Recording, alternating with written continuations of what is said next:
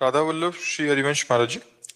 महाराज जी, जो बदला नहीं जा सकता उसे स्वीकार कैसे किया जाए और उसमें ही खुश रहना कैसे क्या सीखा नहीं जाए? बदला जा सकता? महाराज जी, जैसे जो चाहते हैं कि बच्चों के साथ जैसे ऐसा नहीं होना चाहिए, लेकिन फिर भी हो रहा है, देख करके दुख हो रहा है, लेकिन विचार बदला जा सकता है ना। दुख और सुख को अनुभव करने वाला विचार है। उसी विचार को यदि हम भगवत प्राण कर दें तो भारी से भारी दुख में भी हम सुख का अनुभव करेंगे। माना प्रारब्ध नहीं बदला जा सकता, विचार तो बदला जा सकता है। क्यों?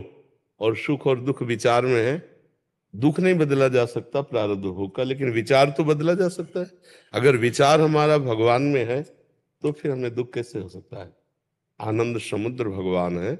विचार हमारा शरीर में है और क्रियाओं में है, तब तो चाहे कोई स्वस्थ शरीर भी हो तो भी उसे दुख भोगता, चिंता, शोक, ये नाना प्रकार की उद्विग्नताएं, भय, विषाद, ये हट नहीं सकता। देहाभिमानी कभी इनसे नहीं हट सकता। कोई भले कोरी बात कहे मैं सुखी हूं, लेकिन हमारा शास्त्र कहता है, हमारे ब्रह्म ऋषियों ने कहा है, जब तक चित्त को भगवदाकार नहीं किया जा सकता तब तक चिंता, शोक, भय, उद्विग्न, विषाद इनसे नहीं बचा जा सकता। तो हम विचार तो बदल सकते हैं ना अपने, और वो विचार बदलने के लिए विवेक चाहिए। और विवेक मिलता है सत्संग में। बिन सत्संग विवेक ना हुई। तो सत्संग मिला, विवेक हमारा जागृत हो रहा है, नाम जप करें तो हम सब कुछ बदल सकते हैं। हमारा मनुष्य जीवन कोई पशु जीवन है? परिस्थितियां आती हैं, परिस्थितियों को हम सुख भाव में परिवर्तित कर सकते हैं। अगर हम भगवान से न जुड़े हों तो अभी दुख ही दुख है। हमें पाई वर्ष दुख नहीं है, पाई भर दुख नहीं है। एकदम मस्त, एकदम, क्योंकि हमारे प्रीतम, हमारे प्यारे प्राणनाथ प्रभु, उनका स्मरण, उनसे चित्त का जुड़ना, तो ये नाशवान शरीर का जो दुख सुख मान अपमान है ये व्याप्ता नहीं है। अगर चित्त भगवान में नहीं है तो लाख उपाय कर लो, लाख रुपया जमा कर लो, लाखों उन्नति की सब डिग्रियां ले लो, कुछ शांति नहीं मिलने वाली। गोस्वामी जी सरल भाषा में कह रहे, तब लगे कुशल न जीव कहूं, सपने हूं मन विश्राम, जब लगी भजत न राम कहूं, शोक धाम तज काम।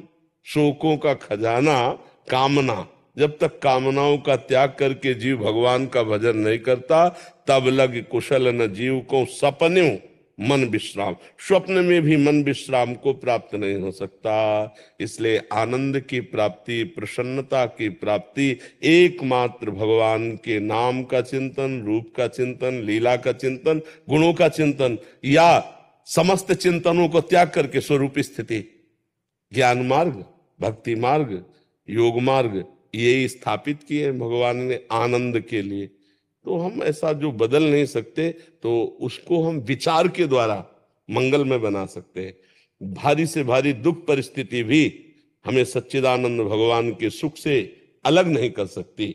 अगर सच्चिदानंद सुख नहीं मिला तो ये पार्थिव सुख हमें संतोष नहीं दे सकते, क्योंकि हम भगवत स्वरूप हैं। भगवत स्वरूप चैतन्य घन अविनाशी को ये प्राकृतिक विनाशी सुखों से कभी तृप्ति न हुई है, न होगी। इतिहास साक्षी है। बड़े बड़े चक्रवर्ती सम्राटों का चरित्र पढ़कर देख लीजिए कि उन्हें जो देव सुख मिले उससे भी उनको तृप्ति नहीं। अरे देवराजेंद्र को तृप्ति नहीं हुई।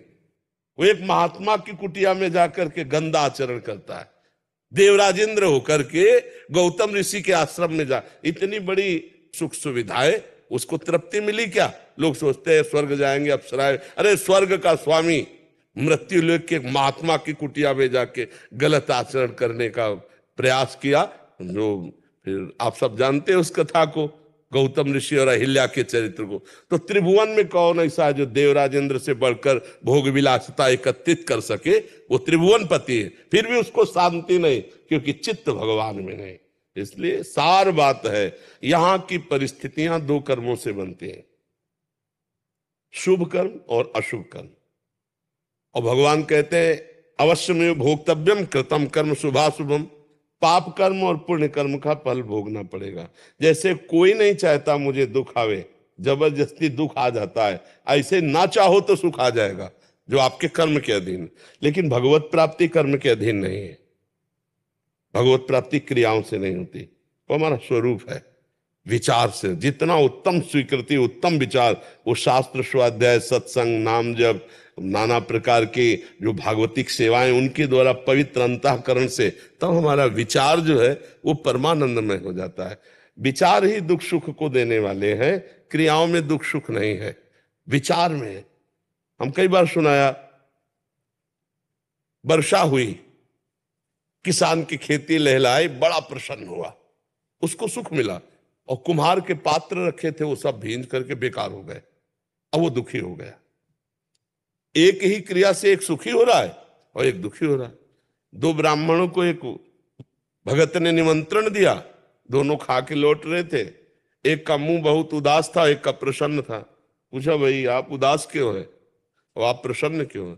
बोले, आज तो भोजन का भी जुगाड़ नहीं था, भगवान ने भोजन भी करा दिया और 11 रुपया दक्षिणा भी दी जजमान ने, इसलिए हम खुश हैं। बोले, तुम नाराज क्यों हो? बोले, जजमान को देखकर मन में संकल्प बना था 51 तो देगा ही, लेकिन उसने 11 दिया तो हमारा 40 का घाटा हो गया। अब उसमें बताओ, विचार दुख है या क्रिया दुख है?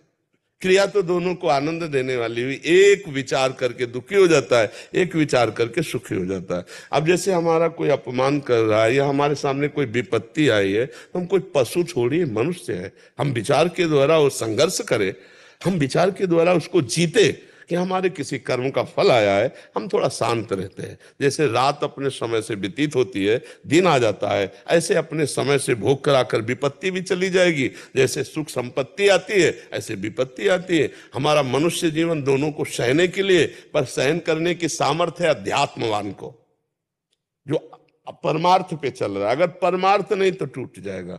देखो, लोग डिप्रेशन में मर रहे, डिप्रेशन में सड़ रहे, क्यों? विचारहीन, विचारहीनता बढ़ती चली जा रही, नकारात्मक सोच, बस भय, चिंता, शोक।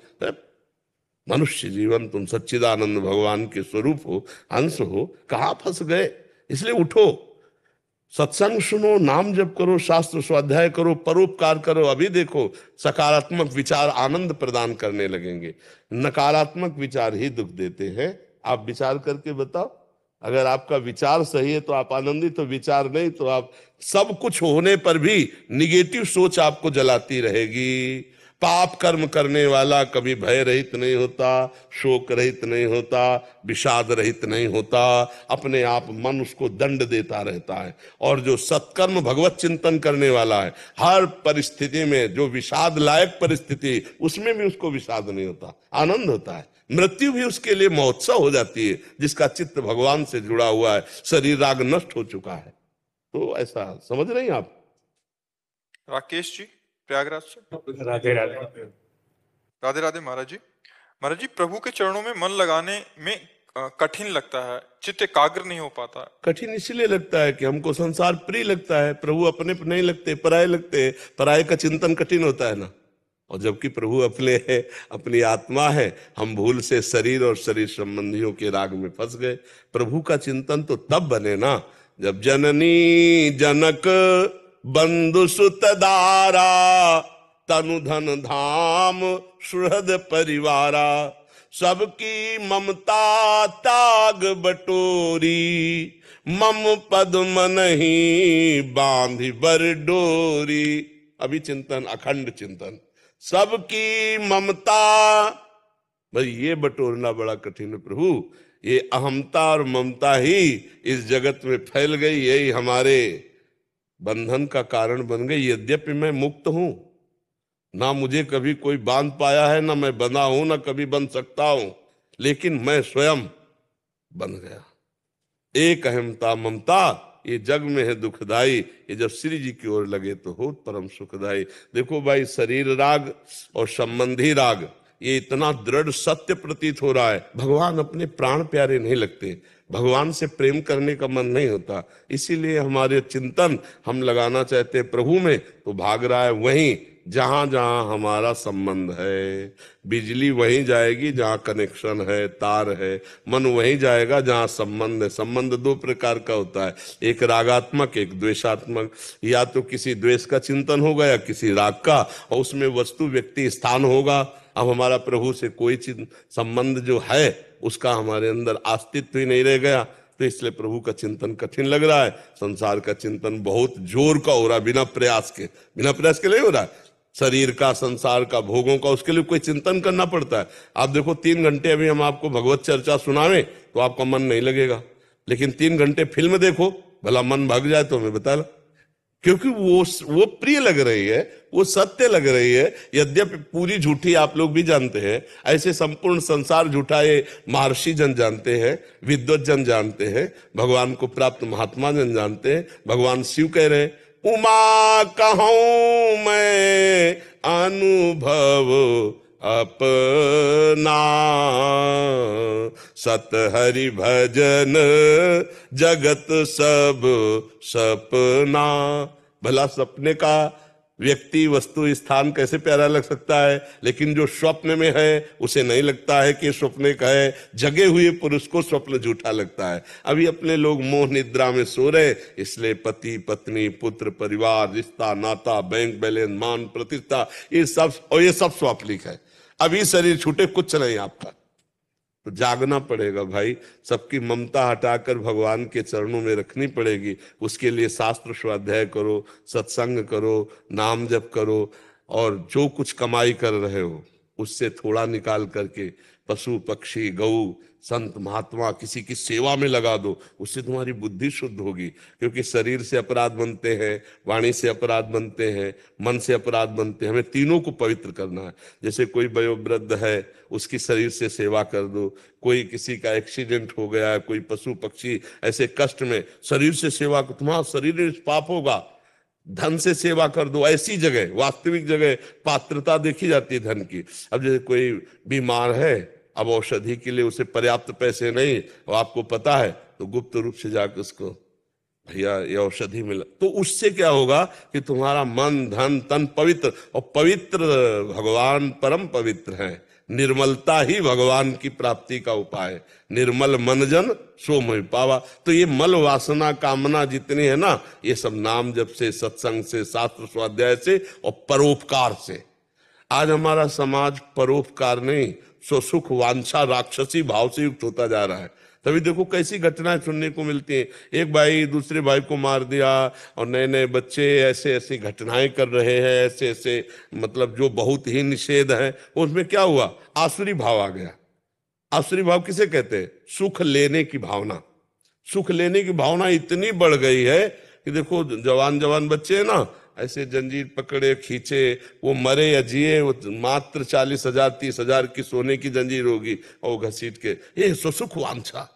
अगर हमारे अंदर परोपकार भाव हो जाए, अभी दैवत्व आ जाए, दैवी संपदा जागृत हो जाए, ये तो नाम जप करो, दूसरों को सुख पहुंचाओ, शास्त्र स्वाध्याय करो, सत्संग करो, और भगवान से प्रार्थना करो, तो मन हमारा धीरे धीरे भगवान में लगने लगे। मन लगने लगा तो जीत गए। मन ही का तो सारा खेल है। मैं ये मन आदत सो मैं बुद्धि में निवेश है, भगवान कह रहे, तो मेरे में ही निवास करेगा। तो इसलिए नाम जप करो। ऋतुश्री खंडेलवाल जी, जयपुर से। श्री हरिवंश महाराज जी, कोई भी कार्य करने पर पूर्णता निश्चिंतता नहीं आती,